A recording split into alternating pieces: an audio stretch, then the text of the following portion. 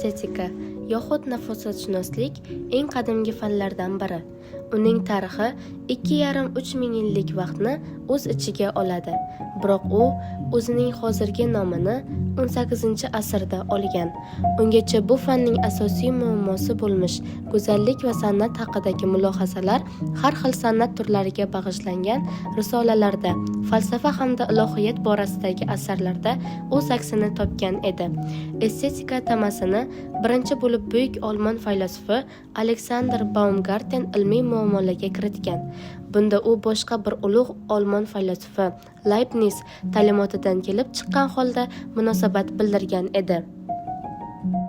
Baumgartenning bu boradagi xizmati shundaki, u his qilish, sezish, his etiladigan singari ma'nolarni anglatuvchi yunoncha aesthetikos, oestetikos so'zidan estetika iborasini olib, ana shu bo'shliqni to'ldirdi. Uchinchisi, ma'naviyat va estetik tajriba o'rtasidagi bog'liqlikni o'rganadi.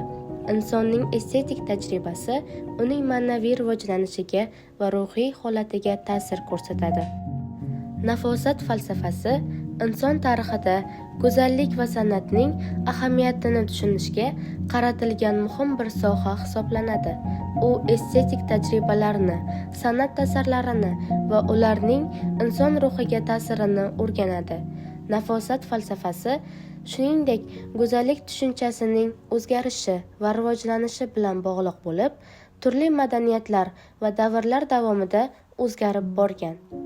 Leibniz inson ma'naviy olamini 3 sohaga aql-idrok, iroda-ixtiyor, his-tuyg'uga bo'ladi va ularning har birini alohida falsafiy jihatdan o'rganish lozimligini ta'kidlaydi.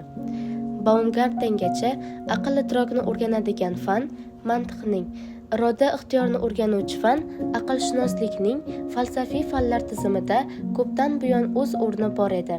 Biroq his-tuyg'uni o'rganadigan fan falsafiy maqomda o'z nomiga ega emas edi. Nafosat falsafasining asosiy maqsadi insonning estetik tajribasini chuqurroq tushunish va go'zallikni yaratish jarayonini o'rganishdir. Bu jarayon san'at asarlarini baholash va ularning ma'naviy ahamiyatini anglashda muhim rol o'ynaydi. Estetikaning tadqiqot obyektlari ichida san'at alohida o'rinni egallaydi. U qadimdan to hozirgi kungacha eng ko'p tadqiq etilgan estetik soha hisoblanadi. Estetikaning bu borada san'atshunoslik fanlaridan farqi shundaki, u o'z obyektiga falsafiy nazariy jihatdan yondashadi. Estetika san'atni san'atkor, san'at asarini idrok etuvchi shaxsdan iborat yaxlit tizimda olib o'rganadi. Barcha san'at turlari uchun zarur bo'lgan umumiy qonun qoidalarini ishlab chiqadi. Misol uchun, adabiyotshunoslikdan qofiya nazariyasini musiqaga yoki haykaltaroshlikka nisbatan qo'llab bo'lmaydi. Estetikadagi kompozitsiya yoki uslub nazariyasi esa me'morlikdan tortib badiiy suratkashlikkacha bo'lgan hamma san'at turlariga taalluqlidir. Ayni paytda estetika san'atning tabiati, uning ijodiyligi va boshqa jihatlarini tadqiq etadi. Badiiy oqimlar va yo'nalishlarning ijodiy uslublarining mohiyatini o'rganadi. Nafosat falsafasining asosiy jihatlari. Birinchisi, estetika va go'zallik. Nafosat falsafasi go'zallik tushunchasini o'rganadi va uning inson ruhiga ta'sirini tahlil qiladi.